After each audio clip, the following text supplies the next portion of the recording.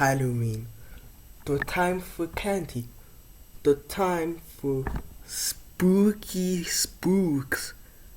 I can't go trick or treating, sadly. So instead, I'll just be covering a Halloween related game instead. Last year I covered two Ghostbusters games. One of them was pretty good while the other one is Ghostbusters on NES. Yeah, I love torturing myself apparently. So today let's take a look at Luigi's Mansion.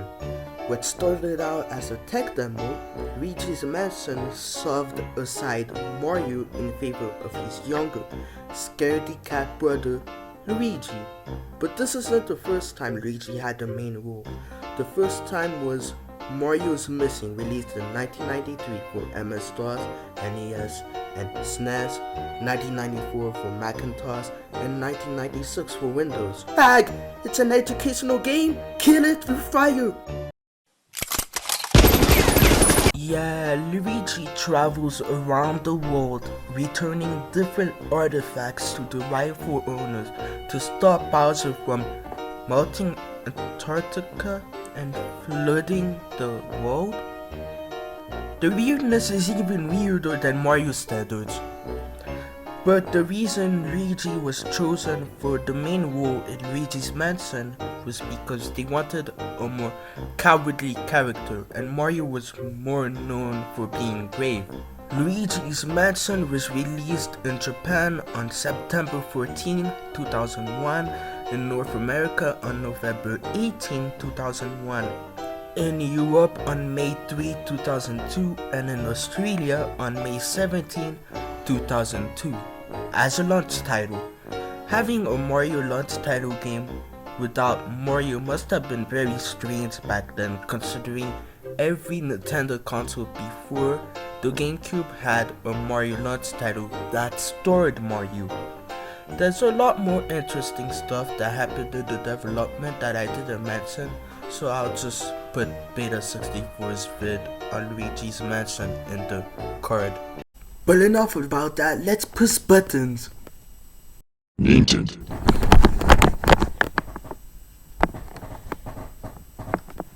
They sure know how to give scares. Now in...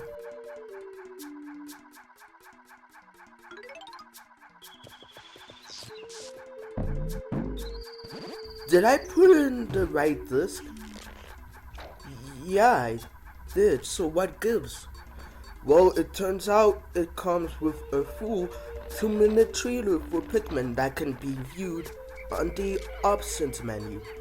There's no reason to mention this other than the fact that Pikmin 4 came out a few months ago, which you should totally get. The story is that Luigi visits a mansion after winning in a contest he never even entered. Inside, he meets Professor Egad, who tells Luigi Mario entered the mansion earlier, but Mario never came back. Since Professor Egad is too old to go ghostbusting, he hands the Poltergust 3000. At least Luigi is a better, more competent Ghostbuster than the actual Ghostbusters in the 2016 one. Hey, if they included Luigi, the movie would have been 10 times better. Just saying. But yeah, that's the minuscule plot, but honestly, it's a Mario game. You're asking too much by wanting the plot to be Shakespeare levels of deep. But to give credit where credit is due, there are some reoccurring stuff that came from this game. Luigi's scaredy cat personality, for example, that came from this game. Professor Egad himself, he came from here. So the goal is simple: explore the mansion while you're sucking up as many ghosts and as much money as you can, and save Mario before it's too late, or without becoming a ghost yourself. In each room, you're either looking for a ghost or a method to solve a puzzle. Each puzzle can vary, like blowing out candles to looking at a mouse hole with your Game Boy Horror, which brings you to a secret room. Oh yeah, I forgot to mention that. Along with the Poltergust 3000, eGuide also gives you a Game Boy horror. Real subtle, guys. It lets you examine stuff in the view of Luigi. Using this on certain ghosts gives you hints on how to, well, ghostbust them.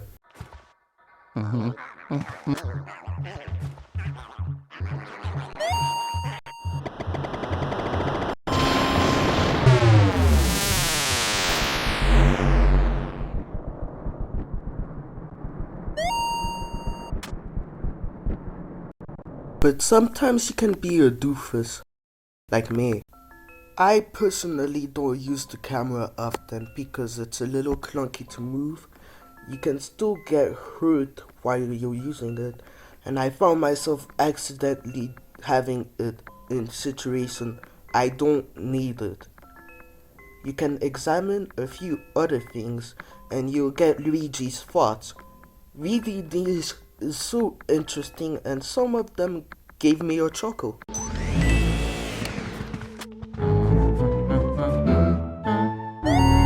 Weren't they dreadful picture with that candle next to it? Might be important.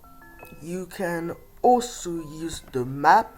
You usually use this to see which door can be unlocked by the key you just obtained. Luigi controls well. I love how each yank takes away a health of the ghost, but even then, sometimes when I yank it, it straight up doesn't count, which can be a bit annoying. Maybe I've been spoiled by the likes of Dark Moon and Luigi Mansion 3, but it's also weird how flashing ghosts works in this. You point the flashlight at ghosts, but you can't move, otherwise they'll disappear. So you have to vacuum them, but there's also a timing thing for the flashlight. My point is, I had multiple instances where the ghost disappeared, and that got on my nerves.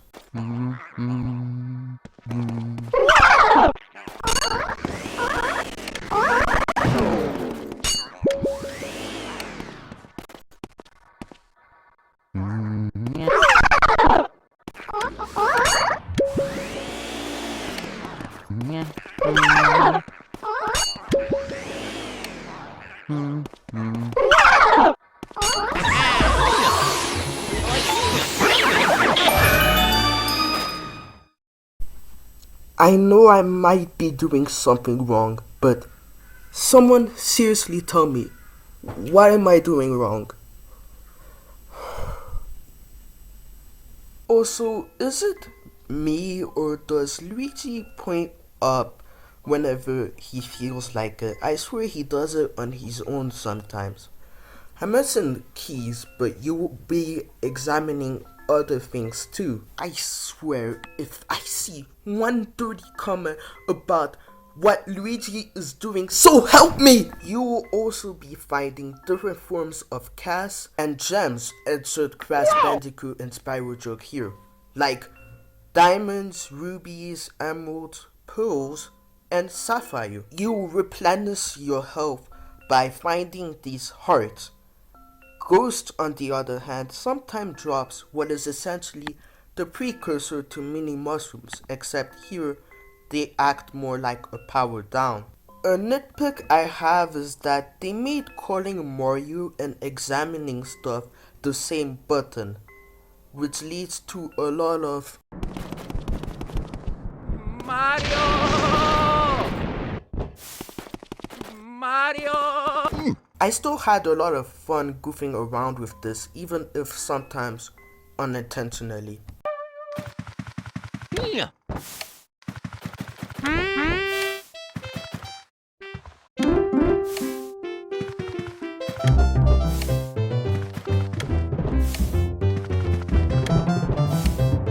Oh yeah.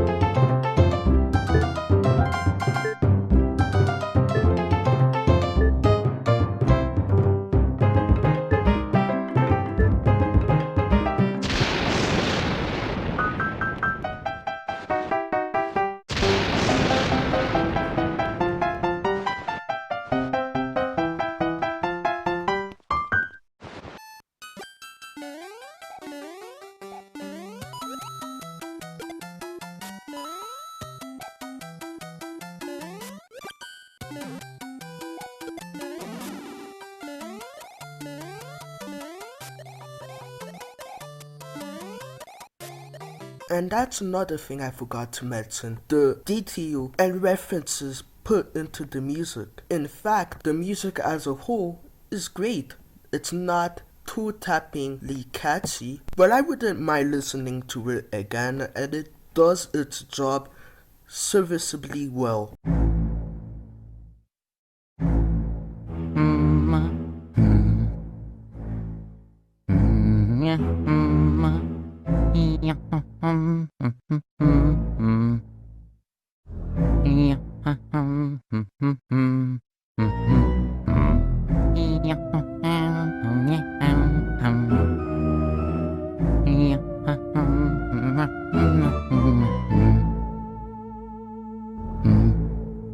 And of course, there's Totaka's song.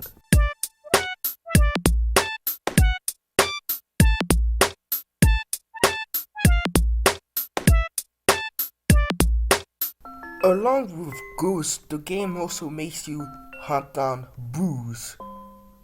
I hate ghost busting boos. In fact, let's go into that. Another problem I have with this game are ghost busting boos. I mean, sure, catching the ghosts is a problem. Like I said, it's the boos.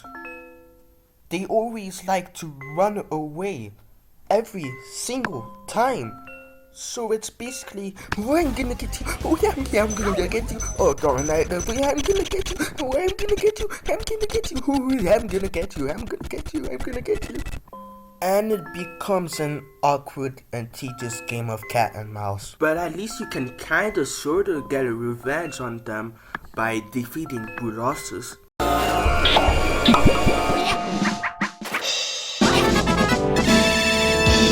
Bosses, on the other hand, are surprisingly easy. Yes, some of them vary in terms of what you need to do, like using the punching bag before damn it, or the yarn bowl for Grandma's case. This one is actually a little bit annoying. It's not the part where you have to shake off all the yarn.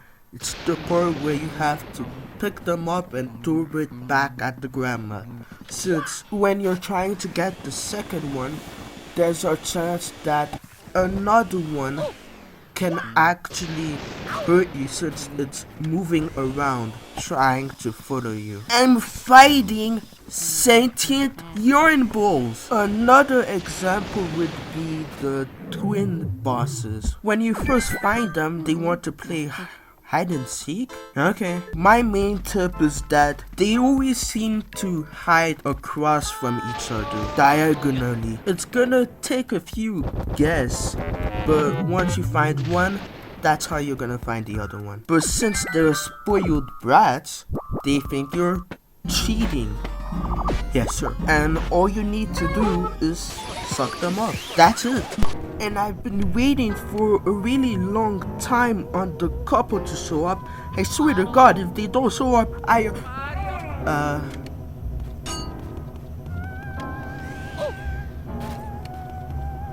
now you show up! What did I even do? They're all pretty easy and honestly the weakest part of the game. Throughout the game, you'll also be fighting toads scattered around the maps, and they'll pretty much save the game, which means you can save your progress and continue where you left off. EGOT does the same when collecting a boost. Now, I've mentioned money before, and depending on how much you get throughout the entire game, decides the fate of the mention and the ranking after the credits. You can either get the lowest, rank H, which is simply just a 10, or the highest, rank A, which is the complete mention, and there's a lot more between those. Again, depending on how much money you've been collecting throughout the entire game. 12 years later, a sequel known as Luigi's Mansion 2 Dark Moon came out for the Nintendo 3DS in celebration for the then year of Luigi. In Evershade Valley, Professor EGOT is studying the ghosts thanks to the fact that the dark moon has an effect on them that basically makes them not evil. But thanks to King Boo escaping his painting and destroying the dark moon into pieces, the ghosts go feral and Professor Egad gets Luigi to help. The structure is actually vastly different from the original. Instead of just visiting one huge mansion part by part, you visit several smaller ones in a mission-based structure. What that means is for each mission, you'll be finding yourself with different objectives instead of just trying to save Mario. Immediately you realize that the 3DS doesn't really have a second stick. Well, a second circle pad, unless you count that plastic peripheral, but I never had that growing up. Or even the tiny second circle pad on the newer 3DS models, which are too stiff and mine doesn't even work.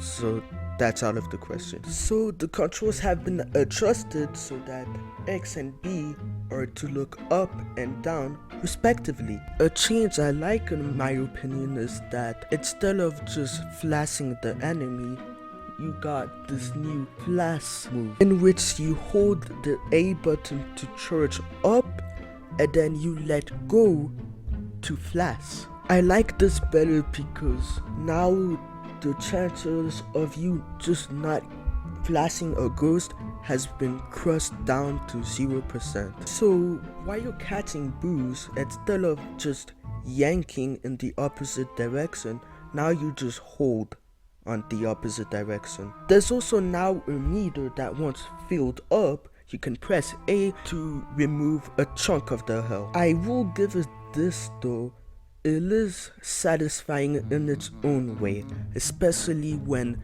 sucking up several ghosts at the same time. You've also got this new dodge move.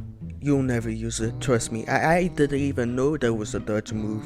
But along with the regular flashlight, there's also the new dark light, a different type of flashlight that reveals invisible objects. Then you will suck up those bubbles, and then the invisible object will show up. The dark light will be used for mainly puzzles, but there's a few invisible objects that are not obligatory. I think what makes them work is they're both satisfying, but also their sound design is really good. The ghosts this times are worse. The designs aren't as great. They have less variety. There's green, there's buff, there's big brain nerd, there's Peekaboo, the annoying one that scares Luigi to dropping whatever you were trying to get, the one that can be split into several of himself, and the fat one.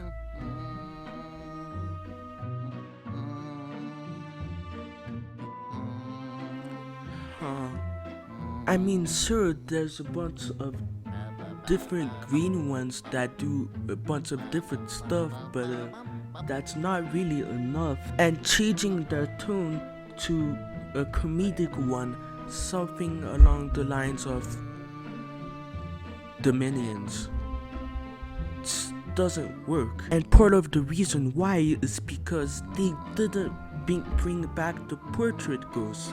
Yeah, as simple and easy as they were to beat, they still had plenty of personality and were overall pretty memorable. And the first game definitely used that to its advantage, along with its better regular ghosts, but you get the point. There's also always gonna be that one repeating mission that will constantly reappear, and I'm thinking, padding?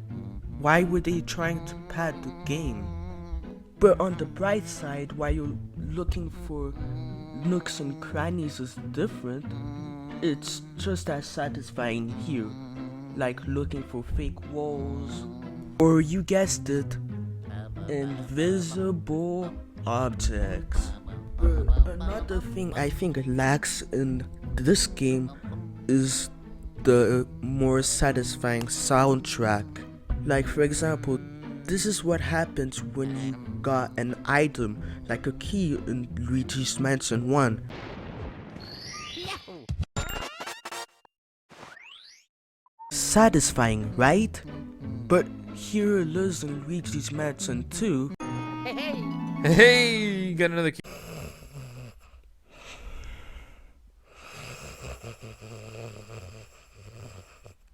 There is one thing.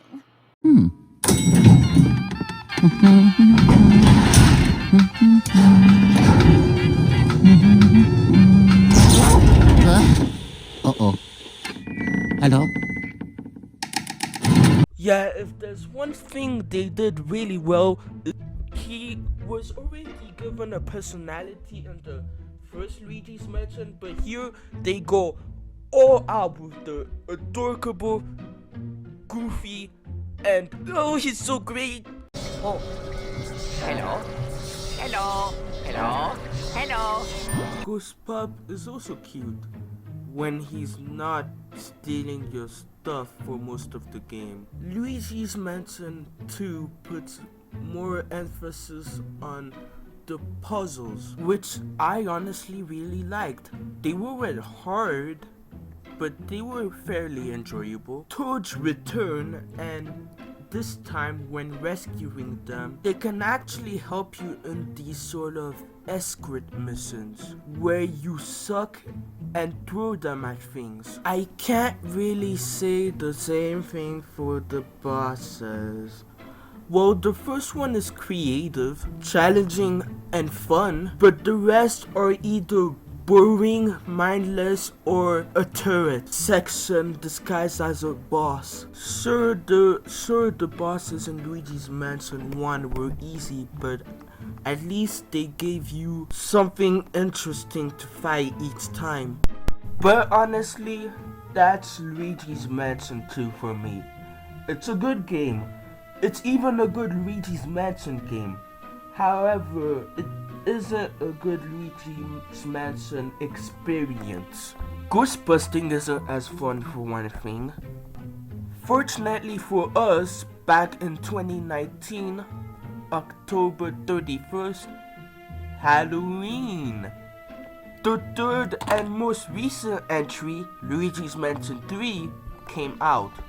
So the story this time is that Mario and friends are arriving at a hotel. Kinda makes the mansion part of Luigi's Mansion out of place, but you know. Things don't seem weird at first until night dawns. Awoken by a loud sound, aka Peach, Luigi gets exploring, only to find out that King Boo returned thanks to the help of the hotel owner who is obsessed with him. They not only trapped Mario, but the others as well into paintings. And you're next! But Luigi manages to escape in the nick of time, saving Professor Egad in the process.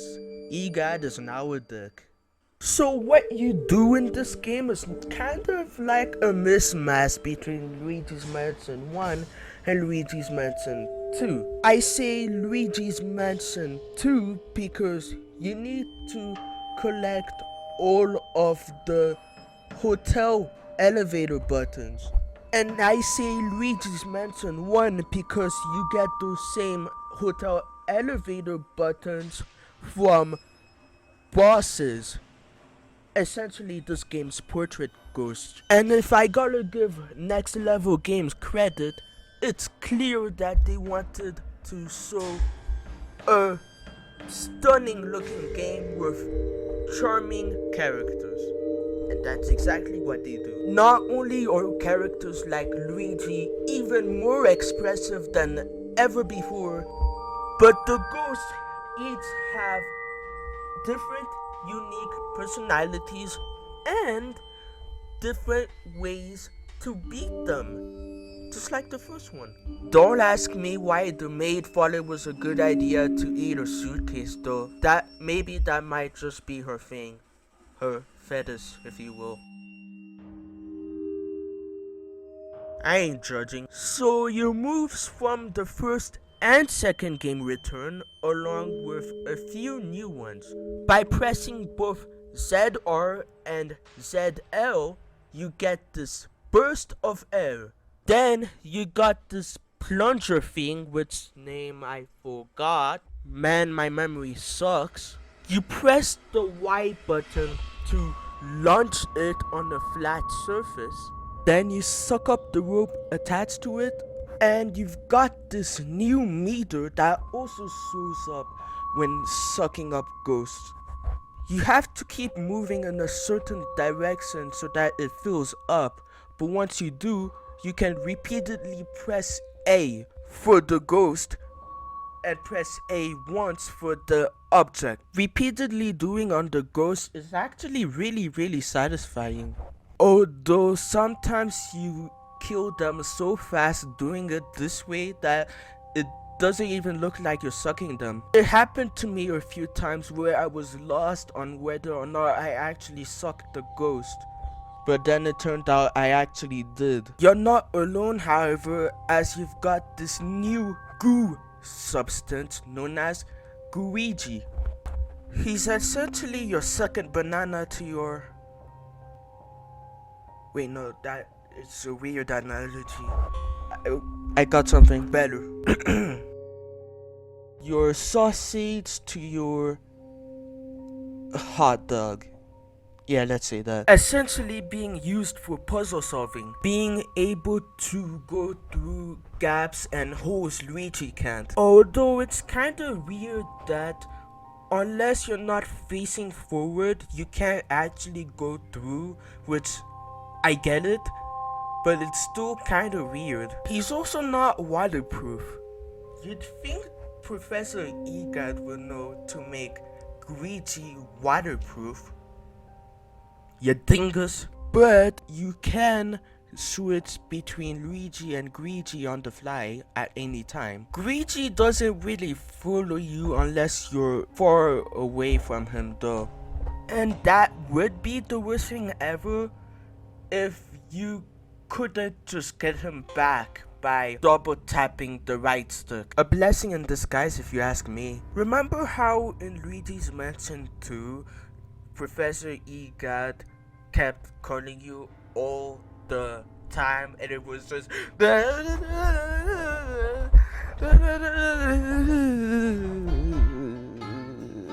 Well, worry not, my sweet summer child, because along with the device being changed into a virtual boo, haha, he also doesn't call you as much. He still calls you a lot, but not as much as Luigi's Mansion 2. But wanna know something just as annoying? Polterkitty. Yeah, I know Polterkitty's been talked about to death when talking about Luigi's Mansion 3, but this is my video. You're not the boss of me. I still want to talk about her anyway. Twice during the game's story mode, we'll see just come out of nowhere and take the elevator button you just got and run off. I know it happened sometimes that they would take the elevator button away even after you just got it, like with the mice in the beginning, for example. But the difference is, with the mice, it made you do it in a row, but with Polterkitty, they spread it around. And also, each time you're near killing her at one, she runs off. She also doesn't stay on the same floor if you see her. So it's an awkward goose chase until you eventually manage to make her spit out the elevator button on your third time. At least the boos weren't made like that.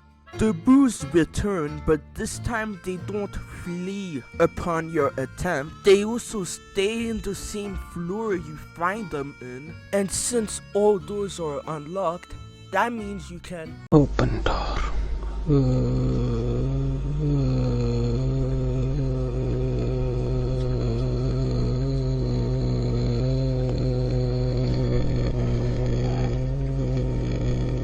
bosses are, like I said earlier, they all have unique and fun personalities, but their bosses are really fun in general. Some are more fun than others. One of my personal favorites is the Folkmaker Ghost, just because he allows you to fight in a kaiju fight. Hell yeah! Now, if only the Godzilla movie was like this. That's the story mode, but there are other modes too. Like, for example, the multiplayer mode lifted straight from the second game. While I found it fine there, here it's a lot funner. There's also the Scare Scraper.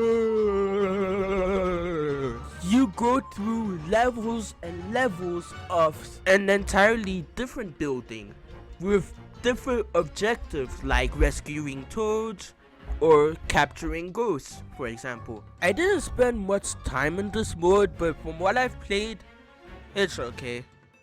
So that was Luigi's Mansion 3, a third game that takes everything that worked from its two predecessors and smooshes it together into a fun, candy-filled, delicious package. Is it perfect? No, not by any means. But I mean, hey, if they can perfectly mask the loading screens with these elevators you can actually screw around with, then it automatically wins. I'm sorry.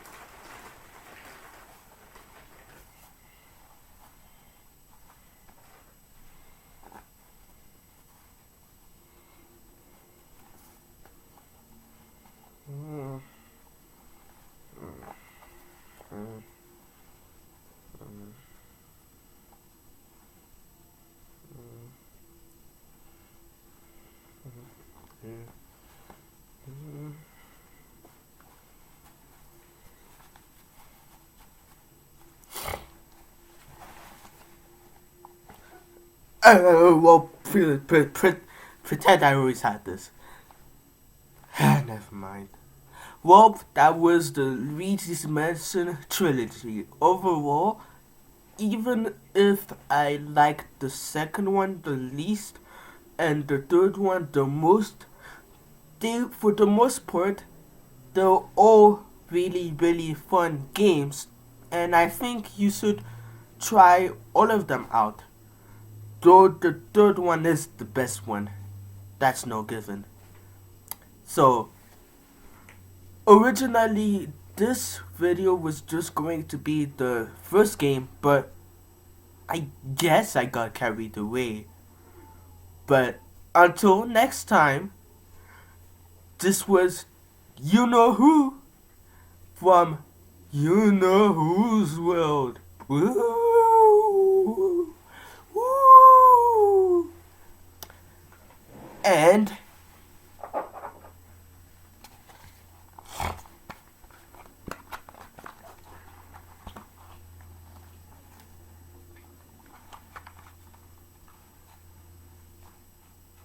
Happy Halloween!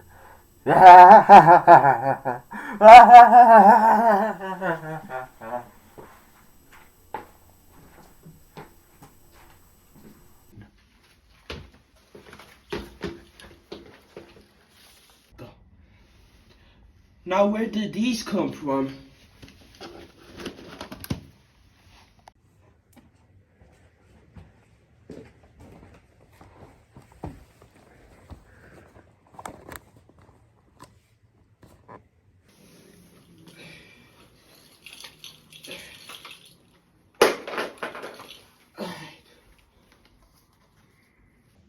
Aaliyah, one of the first few songs I've ever listened to. Goes over here. Pulp Fiction, one of the first Quentin Tarantino movies I've ever seen. Still a fun movie. Goes over here.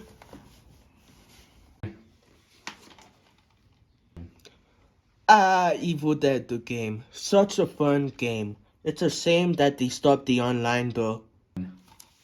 Goes there.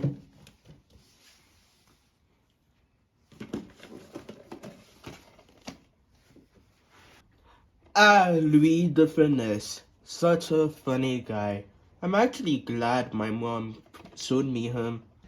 And goes over here. And finally we have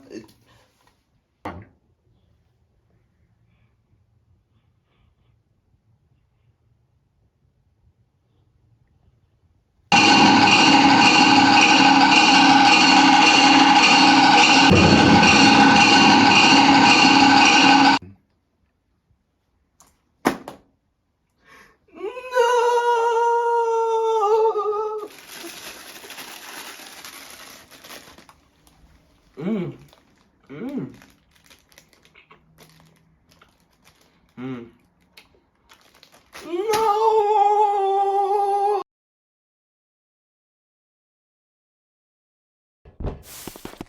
Mario!